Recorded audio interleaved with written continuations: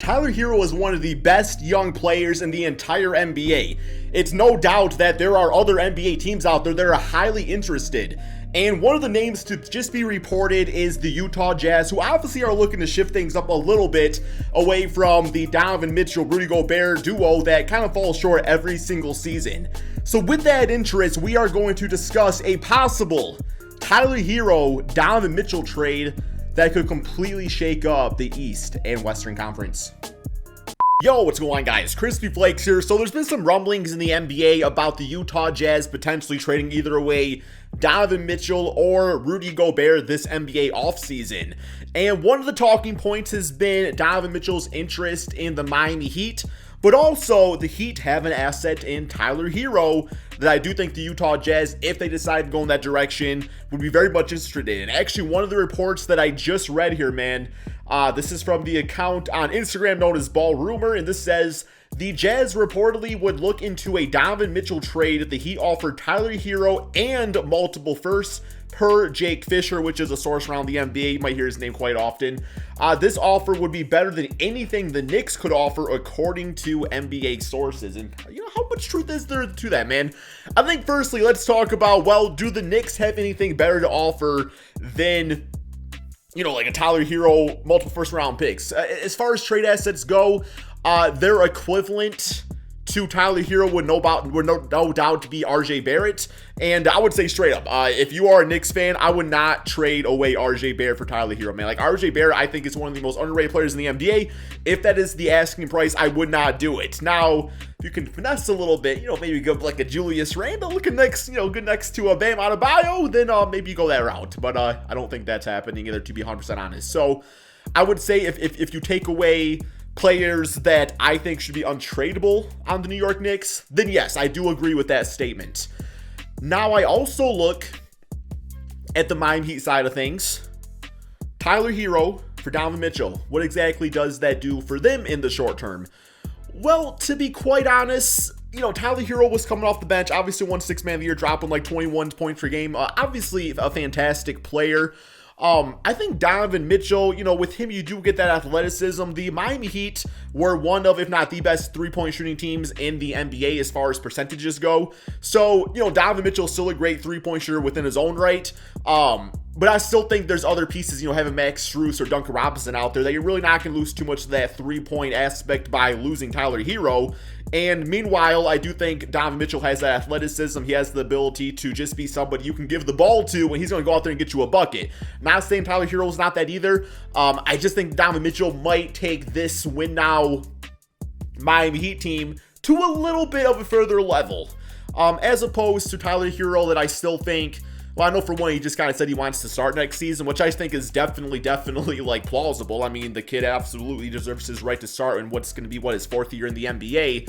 But at the same time, I do think it's pretty beneficial for both sides in that I think Tyler Herro, he would have that straight up opportunity over on the Utah Jazz. He would be the number one option. Let's call it like it is. Like, Donovan Mitchell leaving that team does not mean that Rudy Gobert all of a sudden is the go-to guy, you know, on the offensive side of things. So I really actually do like the idea of that. Now, if I could choose between having Donovan Mitchell or Tyler Herro, I would take Donovan Mitchell every single time, plain and simple. But I also recognize, too, that the ceiling for what Tyler Herro could be, I don't think has really been met yet. And Donovan Mitchell, he's already that great all-star caliber player. That would be playing next to a Jimmy Butler, who going into next season definitely going to be highly motivated. I feel like that Jimmy Butler window, it's not closed by any stretch of the imagination. The guy just had one of the best, you know, individual performances in like NBA playoff history. But at the same time, too, a guy like Donovan Mitchell, I think, is more polished for this very short-term moment. So, yeah, I'm kind of cool with that. But then you also look at the Utah Jazz side of things with them getting Tyler Herro over Donovan Mitchell. Well, I believe Mitchell is about 3 years older than Tyler Herro. So if they decided to go in a full-on rebuild at that point, you you save you save about 3 years there with still having a highly scoring capable guard in Herro. But at the same time too, I also don't think the team takes like too much of a step back, assuming that next season maybe Herro goes from winning 6th man of the year to all of a sudden he's winning most improved player and just having his best season with the Utah Jazz. And then obviously having guys like Rudy Gobert on the team definitely can help too with his defense. Royce O'Neal, I think playing in the backcourt with a Mike Conley, or even at times, going that Jordan Clarkson, Tyler Herro backcourt route could be very deadly from a scoring standpoint with having Rudy Gobert as the anchor of the team. Now we could take it one step further, and I know Miami Heat fans are going to be like, no, Crispy, we do not want to do this. How about instead of a trade for Donovan Mitchell, what if the Miami Heat traded for Rudy Gobert? Just an interesting circumstance to look at, just because, I've heard a lot of Heat fans talking about the potential of Bam Adebayo being able to take his game a little bit further if he was to be a starting power forward as opposed to a center. A lot of people say his mobility, he could be like that Giannis type out there, right, man? So I definitely do see aspects of that where that is definitely true. I think Bam Adebayo definitely can be limited at times playing the center position just with how the center position is utilized with some NBA teams. So, obviously having Bam Adebayo being able to roam the floor to his pleasing while having Rudy Gobert lock things up on the inside, but also having a guy like that that's going to hopefully help them with players going up against like Joel Embiid or even Giannis Antetokounmpo in the future, I think it'd definitely be interesting. Do I think that will ever happen? Definitely not. But Tyler Herro, Donovan Mitchell, and Jordan Clarkson, I'm all for seeing what that's all about, man. Like, I don't know. Definitely never going to happen. But that just kind of was something that crossed my mind. So, yeah, I feel like both these teams are in pretty good circumstances no matter what. If you are the Utah Jazz, you don't just give away Donovan Mitchell for anything. And if I'm being quite honest, I think they need to lean more towards trading away Rudy Gobert, which I think is easier said than done, because I think a lot of people recognize the limitations of Gobert's game. Now, obviously, a lot of us recognize him too as a very good defensive center that's going to grab some rebounds, block some shots, and ideally, make his baskets on the inside.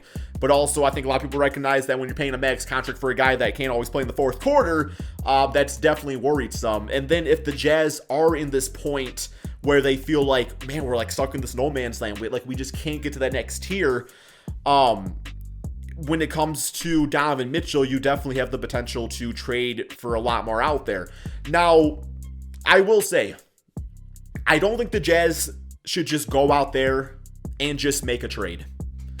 I think if they are serious about trading Donovan Mitchell, and not this, back and forth saying, well, maybe it should be Rudy we trade, or maybe it should be Donovan Mitchell, or maybe let's get rid of Mike Conley and build around these two again. Like, that's going to leave teams confused and not knowing what you have to offer. If they want to trade Donovan Mitchell, they need to announce it publicly. Hey, Donovan Mitchell is on the trade block. Now, in a way, that can kind of screw up your leverage, because it's like, okay, well, we know they're looking to get rid of him, so maybe we can kind of sneak one past and try to get a really good player, or try to get this really good player for next to nothing. A good old quality Pau Gasol for Kwame Brown trade. Although Marc Gasol was part of that trade, but yeah, nobody knew Marc Gasol was going to be that good at the time. Let me just say that straight up. So they need to be very vocal about it, because by doing that, the best case you're going to have is it's not just going to be one or two teams interested in Donovan Mitchell. It's going to be 29 teams interested in him, and these teams are going to try to outshine the rest, and you can get one hell of a trade offer, man. Like, let's be honest. Let's look at the Pelicans and their trade for, when they trade away Anthony Davis. Not only did they get all these draft picks, but also you got foundation for the team. Have that be a Brandon Ingram. You got yourself Alonzo Ball. You got yourself Kyle Kuzma was on the team. You got Josh Hart.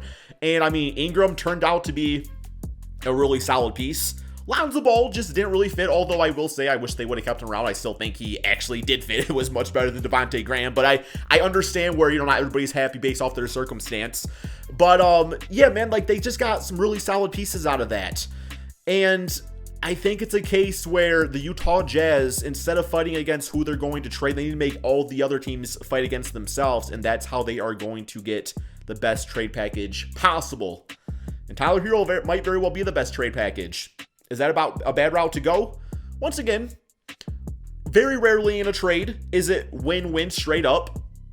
But I would say as far as trades go, a guy that just won 6th man of the year, 21 point per game scorer, improving every single season, younger, there's definitely worse trades to be had.